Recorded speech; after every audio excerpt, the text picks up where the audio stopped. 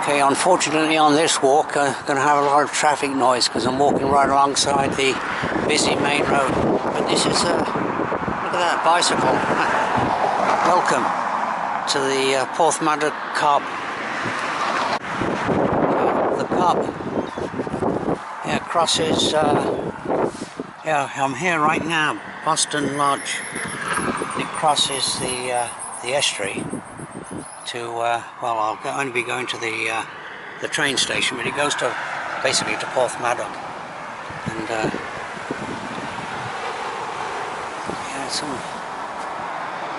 yeah, so it was built by Mr. Maddox. Yeah, around about 1811. Yeah, to well, he more or less founded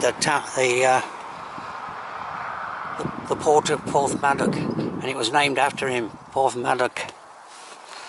Yeah, all right. I parked just there. Those buildings over the other side of the road there are the Boston Lodge Works. The Boston Lodge Works. It's where originally they had the barracks here for the when they built the original Cob back in the beginning of the 19th century. But now it's the maintenance depot for the tourist railways.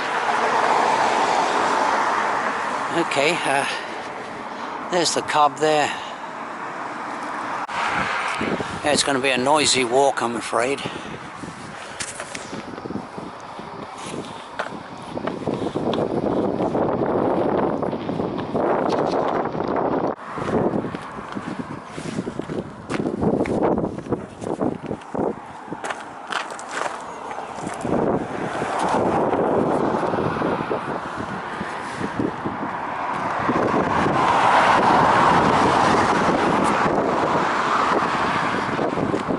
I did this walk yesterday and it was clearer yesterday.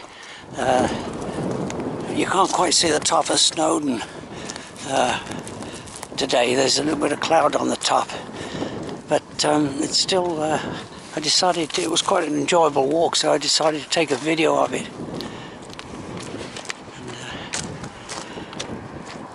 And, so there are no trains running today, so unfortunately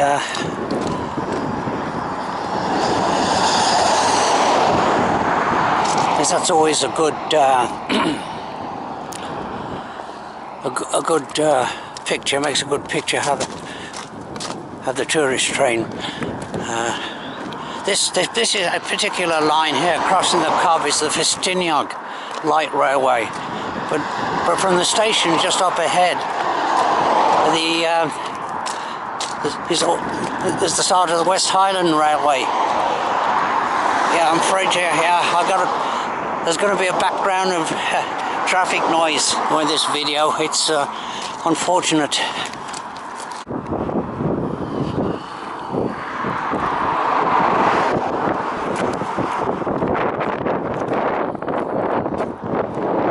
Yeah, this is one of those walks where it's a long road without a turning. And I'll be coming back on the other side of the Cob along the cycleway.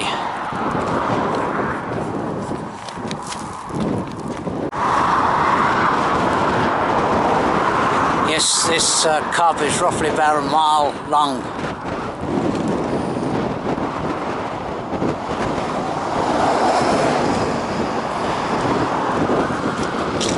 But I think I'm coming to near the end of it now. I started this walk just about 10:30 in the morning, but there are a few more people coming around now. Okay, I've just crossed onto the platforms here. You can see they're quite long platforms because the tourist trains are quite long. Quite a chilly breeze blowing, so there will be an audio problem. I do have a piece of sponge on the microphone, the camera microphone, to try and reduce the wind noise.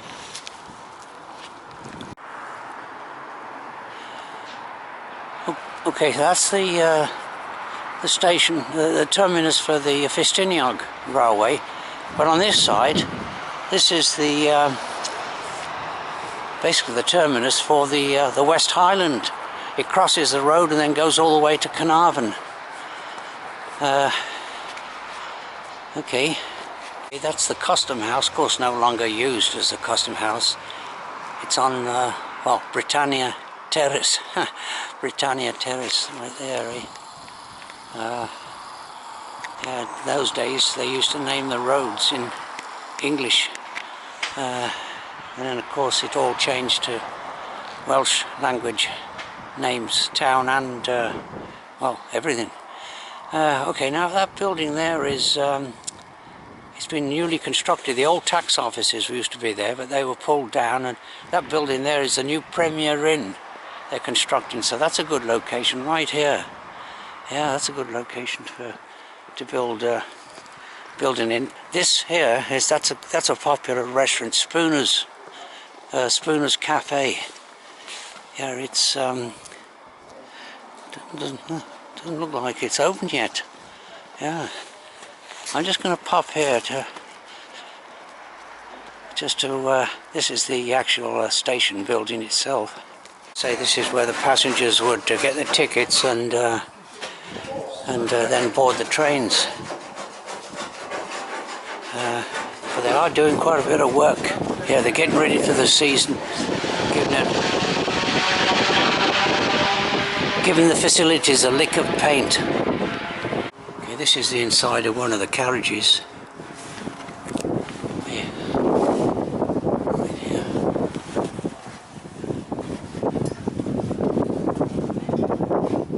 Say Porthmadog was a thriving port to ship the plates in the Victorian ages, but now it gets I think most of it thrives mainly as a tourist town now.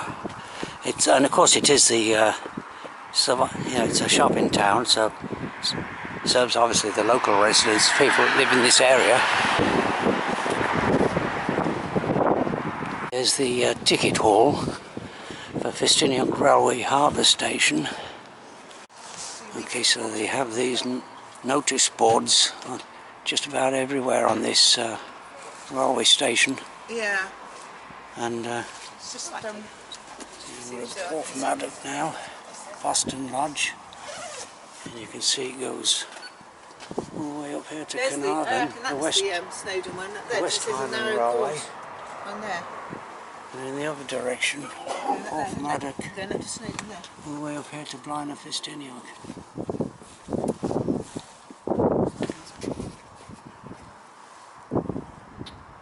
We're about to cross Pont Britannia. It crosses over the Avon Glaslyn, and it's largely this is largely tidal water, but Glaslyn itself is has quite a lot of volume of water, especially after heavy rain. I'll just go for just a quick diversion down there. This is Porthmadog Harbour. There's not much to see, but I'll just go just a little bit around the harbour. Okay, here's a little bit of information on Porthmadog.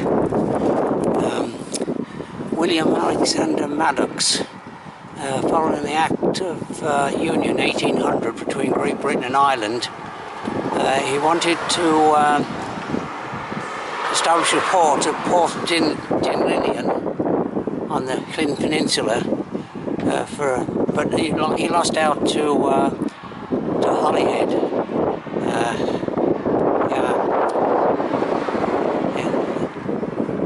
He completed the Cob in 1811, and then Porthmadog quickly flourished as the main exporting port for Festiniog, world famous slate industry. Alright, so that's a bit of a background to it. Okay, the Maritime Museum is there, but it looks like it's closed. I don't know if it's permanently closed or what, but there's a good sized boat there, well, by the standards of Porthmadog. But this used to be a massive shipping here. It was a quite a major port at one time, but now of course it's all just recreational. It's the main street for shopping street for Porthmadog.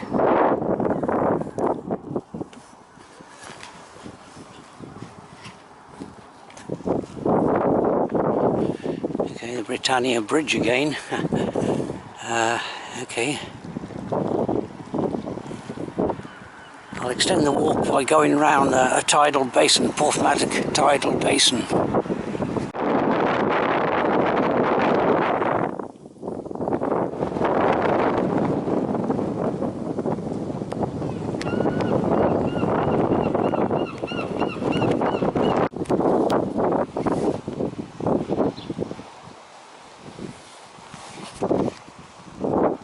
Just come off the footpath that goes alongside the railway and gone into this quite large, well, I think it's the largest car park in the town of Porthmadog.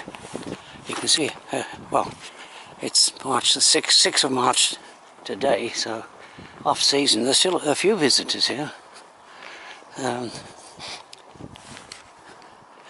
But you can see how many people come here in the season, the size of this car park. Porthmadog side street. I'm just crossing the railway line here, and then I'll go back and do a circuit of the tidal basin. Okay, I'll leave the road here, and that's the Porthmadog industrial area, and I'll take this footpath that goes around the tidal basin. Okay, there's the tidal basin. Unfortunately, because the tide's more or less in right now, not much in the way of not much people like to spot various species of birds. Yeah, they're not. I think they kind of do most of their feeding when the tide is more or less out, and there's not much. Because yesterday when I did this walk, there's quite a few species of ducks and all kinds of birds. Well, along the Cob anyway, along the side of the Cob. This walk around the tidal basin is quite popular with the local dog walkers.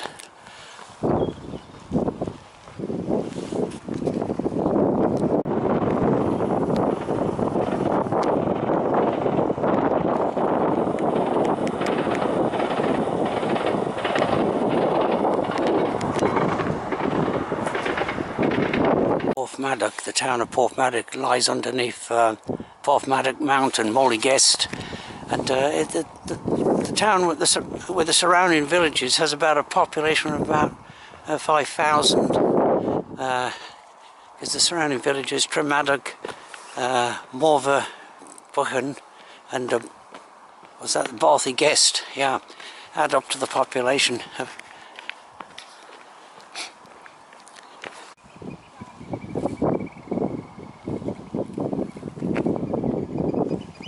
There's the Cob there, and I'll be crossing that again to return to where I parked the car.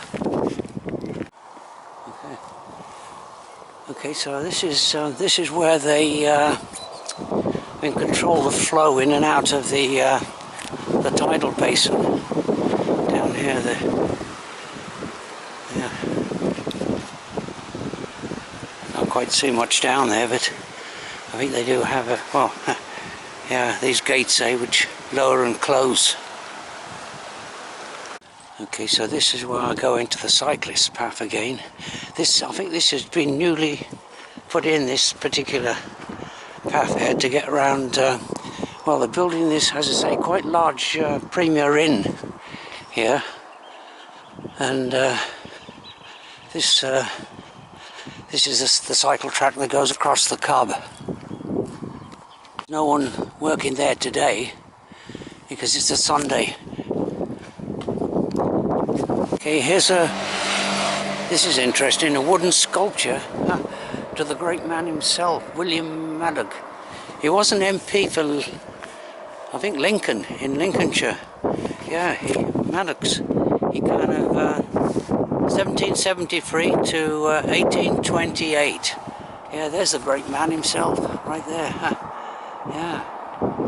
Part of the Wales coast path. There it is, a long road without turning again. I think a lot of that traffic on that road might be tourist traffic. It is a Sunday and the weather's quite good. It's chilly and cold, but, well, I say, kind of like a cool breeze.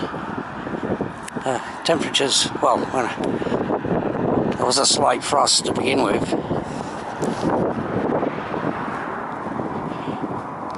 There are a few docks there. Not as many as yesterday, when the tide, I think, was. I walked across this cob at low tide.